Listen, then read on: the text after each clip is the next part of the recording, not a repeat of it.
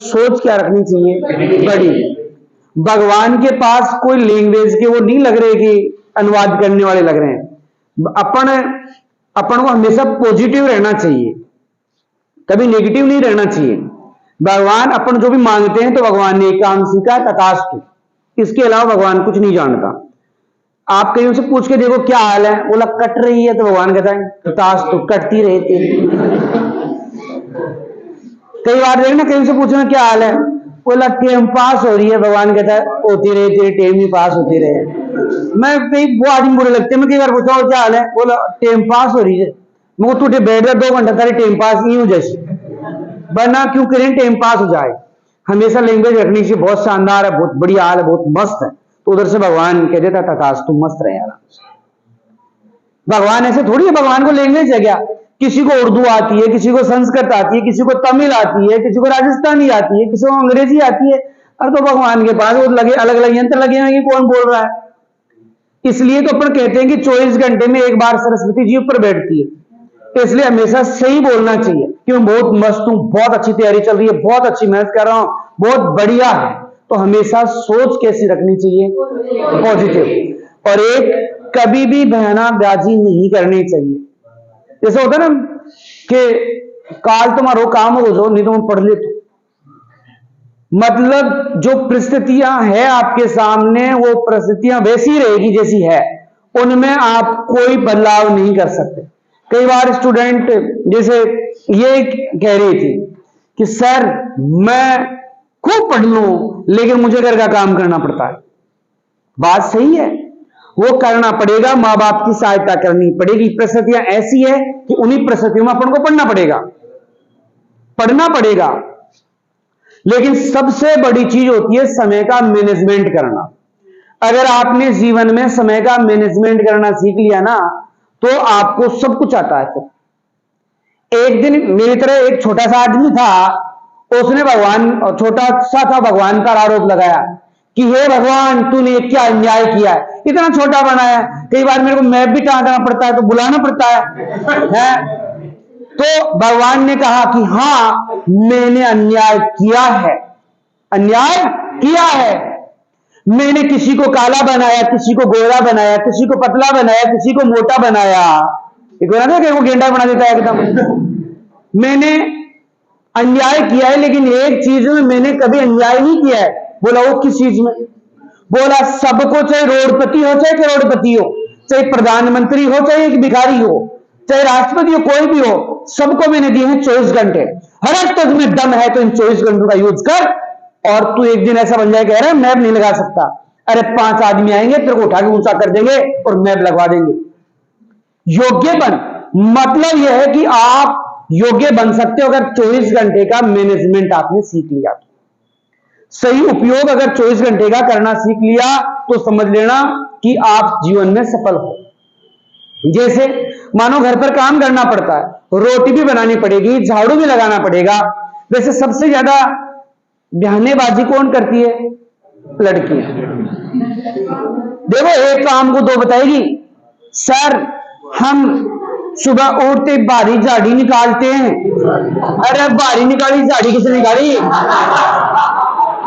अच्छा, फिर मैं पूछता हूं और क्या किया? बोला सर हम गोबर पोटा घेरते हैं। अरे गोबर घेरा, पोटा किसने घेरा?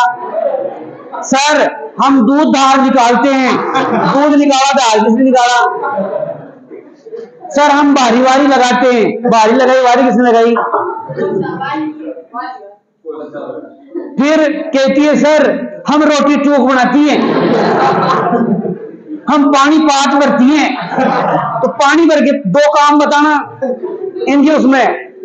आप सुबह उठते हो, सुबह उठते ही मानो माता पिता के लिए चाय बनानी पड़ेगी, तो आप सुबह उठ करके जब जाते हो ना, वहां जहां आपका स्टडी रूम है, छोटी छोटी पर्चियां बना के रखो।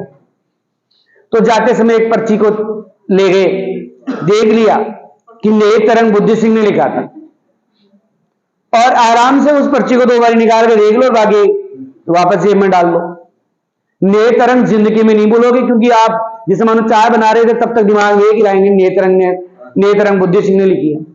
या आप भैंस को पानी पिला रहे हो, एक बड़ी सी पर्ची बना लो, भैंस का नहीं चिपकानी, कहीं भैंस का चिपका दो तो सारे भैंस देखी ये काले काले पर गोरा गोरा क्या है, ऐसे देखने लगेगी।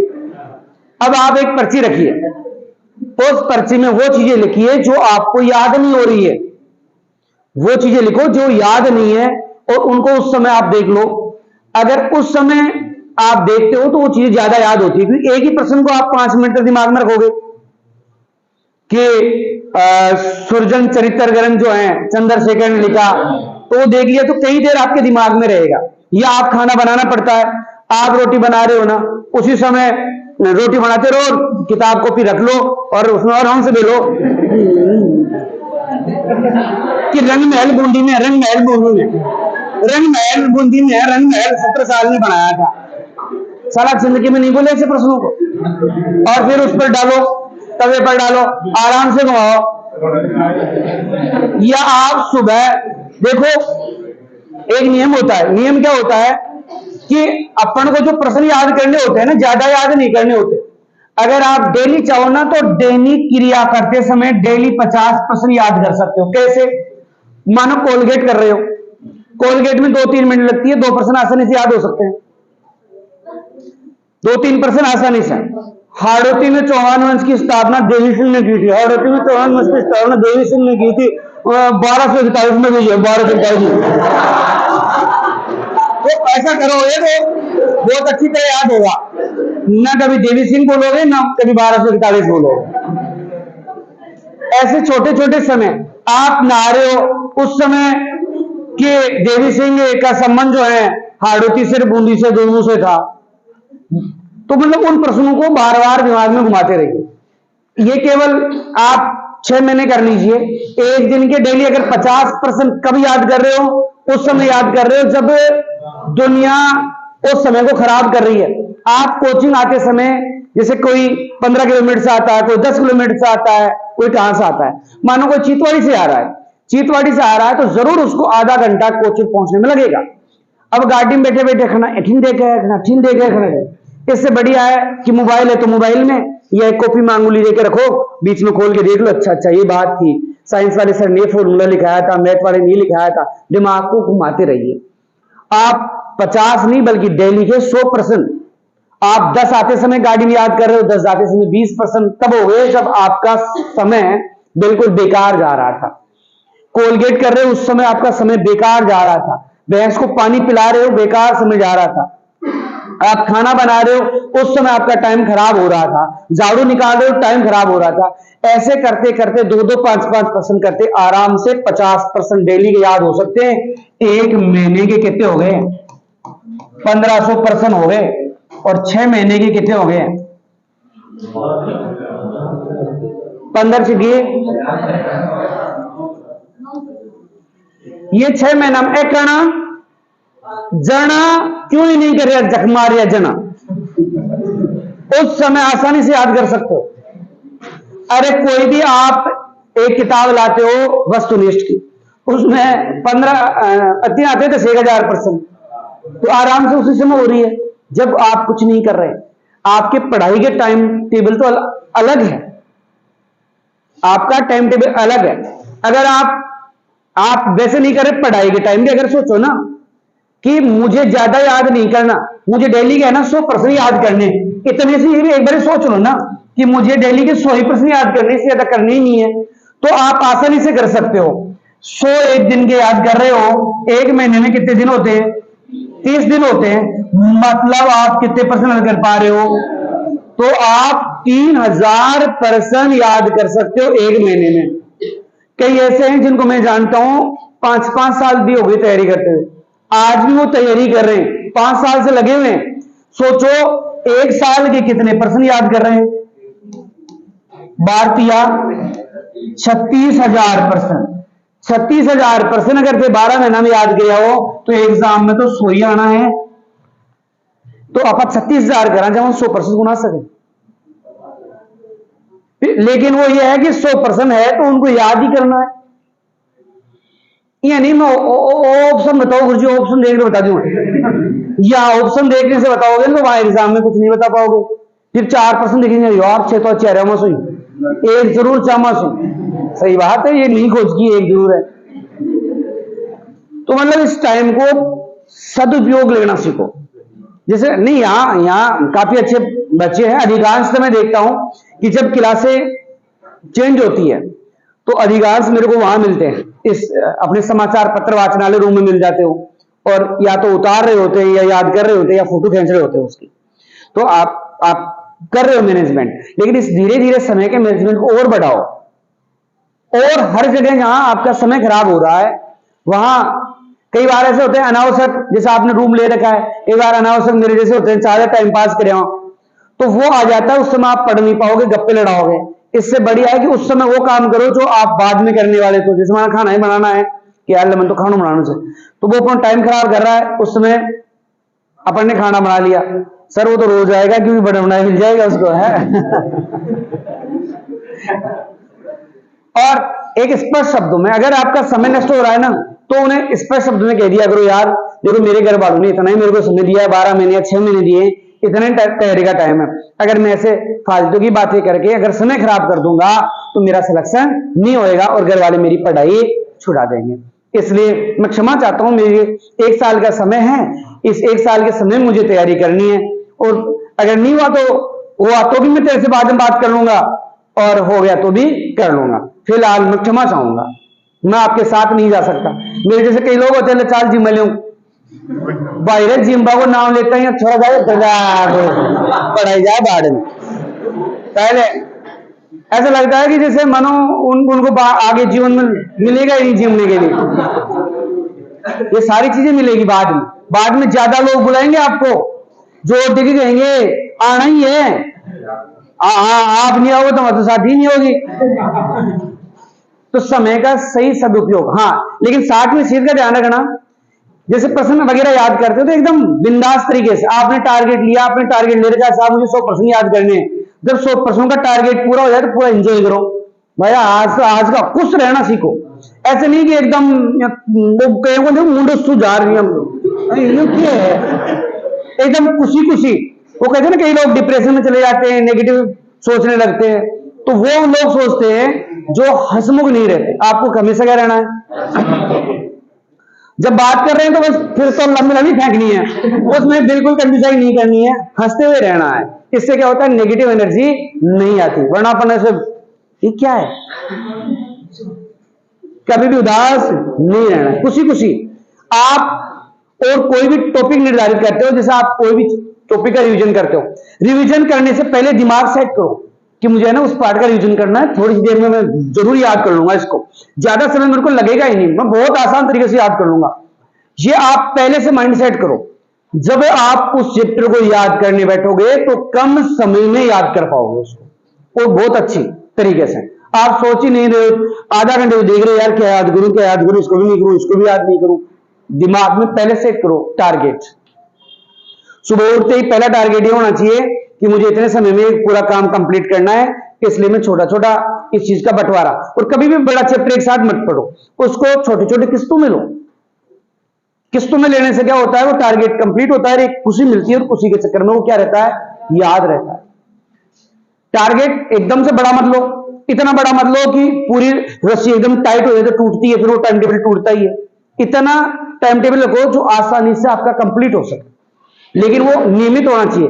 डेली के आप भले 4 घंटे पढ़ रहे हो तो 4 घंटे डेली पढ़ना ही है। चाहे आपको जिम में जाना है तो भी 4 घंटे पढ़ना ही है।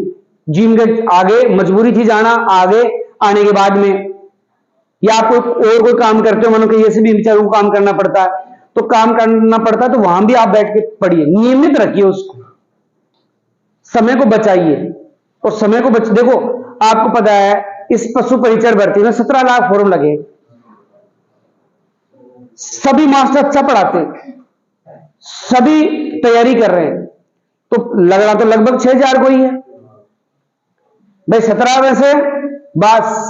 में से बाकी ये मान लो 16,94,000 तो फेल ही होंगे। तो आगे तो वो निकलेगा जो नए तरीके से नई चीजें एफर्ट अच्छी तरीके से दिमाग में लगाएगा। ज्यादा से ज्यादा याद करोगे तो ही सिलेक्शन होगा।